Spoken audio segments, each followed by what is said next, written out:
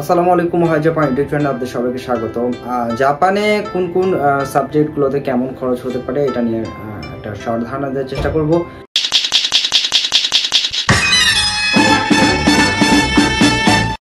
জাপানে যে সাবজেক্টগুলো রয়েছে সেই সাবজেক্টগুলোর মধ্যে পপুলার সাবজেক্টের মধ্যে আমি যদি নিয়ে আসি লিস্টেডে, এক নম্বরে রয়েছে অটোমোবাইল।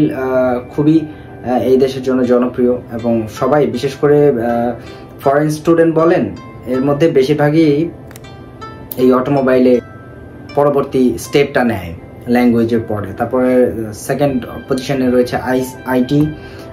আইটির এআই ভার্সন, যেটা এটা এখন প্রচুর চাহিদা এই দেশে এবং এটার স্যালারিও অনেক ডিমান্ডেবল। অটোমোবাইলের থেকেও বেশি স্যালারি পাওয়া যায় এটাতে।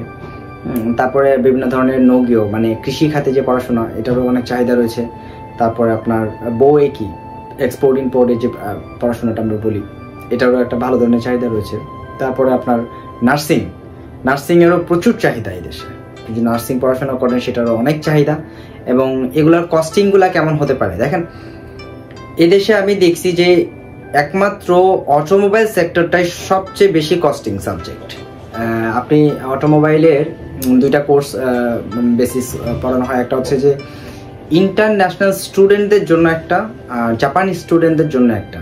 তবে আগে এই সিস্টেমটা ছিল না, রিসেন্টলি 3-4 বছর 5 বছরের মধ্যে এই সিস্টেমটা চালু হয়েছে যে জাপানি স্টুডেন্টের সাথে এখন ফরেন স্টুডেন্টরাও পড়াশোনা করতে পারবে, যাদের ল্যাঙ্গুয়েজ স্কিল খুবই ভালো। তো জাপানি স্টুডেন্টরা যেটাতে পড়ে সেটা হচ্ছে 2 বছরের কোর্স, আর যেটা ইন্টারন্যাশনাল ল্যাঙ্গুয়েজ স্টুডেন্টদের জন্য এদের ক্ষেত্রে এটা হচ্ছে 3 বছরের কোর্স। তো আমি জাপানি ল্যাঙ্গুয়েজ স্কুলে একটা ভালো রেজাল্ট আমার ছিল, যে কারণে আমি এরপরে একটা আইটিতে ভর্তি হয়েছিলাম, সেখানেও আমার রেজাল্ট ভালো ছিল এবং সেখান থেকে বাম্প করে আমি অটোমোবাইলে যখন চলে আসি তখন আমার হাতে N3 ছিল। তো যে কারণে আমি জাপানিদের সাথে পড়ার সুযোগ পেয়েছিলাম। আমি 2 বছরের কোর্সটা করেছিলাম।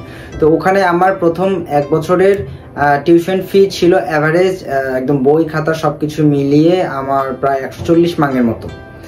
140 মাঙ্গ বলতে বাংলাদেশে আমরা যদি হিসাব করি, কনভার্ট করি, প্রায় 12 লাখ 12.5 লাখ টাকার মতো এক বছরে। এবং পরের বছরও এটা আরো 10 মাঙ্গ বেড়ে যায়। তো সেই ক্ষেত্রে অ্যাভারেজ যদি আমি চিন্তা করি যে 2 বছরে আপনার এদিক সেদিক করে আপনার 30 লক্ষ টাকা যাবে, জাপানি টাকা 30 লক্ষ টাকা যাবে আপনাকে এই 2 বছরের কোর্সটা করার জন্য। আর এই 3 বছরটা যদি করেন তো সেই ক্ষেত্রেও 30 বা 35 এরকমই, তবে সেটাকে 3 বছরে কনভার্ট করে নিয়ে আসা। এটা গেল অটোমোবাইলের কস্টিং। আইটিটা তার থেকে আরও কম। আইটি আপনি 100 মাঙ্গের মধ্যেই পাবেন ভালো স্কুল যদি হয়, আর যদি একটু অ্যাব্রোথ্যাব্রো স্কুল হয় সেই ক্ষেত্রে আপনি 80-85 মাঙ্গের মধ্যেই পাবেন। 8 লাখ 8.5 লাখের মধ্যে আপনি পাবেন ইয়ারলি। এরপরে যদি আপনি নার্সিংয়ে আসেন, নার্সিংয়ে আরও কম, 60 থেকে 70 মাঙ্গের মধ্যে হয়ে থাকে, মানে 6 থেকে 7 লাখ ইয়েনের মধ্যে হয়ে থাকে পার ইয়ার। তবে এটার কোর্সটা 4 বছরের হয়ে থাকে। সো সেই ক্ষেত্রে এটার আপনি যদি চান যে আপনি নিজে দিয়ে তারপর পড়াশোনা করতে পারবেন, সেটাও করতে পারবেন। কিন্তু এটার জন্য একটা বড় ধরনের সুবিধা হচ্ছে যে এই নার্সিংয়ের পড়াশোনাটা এটা স্কুলই আপনাকে প্রোভাইড করবে, সম্পূর্ণ খরচ স্কুলের। তবে তাদের সাথে একটা এগ্রিমেন্ট থাকবে যে 5 বছর তাদের আন্ডারে আপনাকে জব করতে হবে। তো সেই ক্ষেত্রে স্কুল তখন আপনাকে এটা পেমেন্ট করবে। তো খরচের হিসাব যদি আমি দেই আপনাকে, যে ইয়ারলি 60 মানে 6 লাখ থেকে 12 লাখ 13 লাখ পর্যন্ত আপনাকে এখানে গুনতে হতে পারে ইয়ারলি এক একটা স্টুডেন্টকে।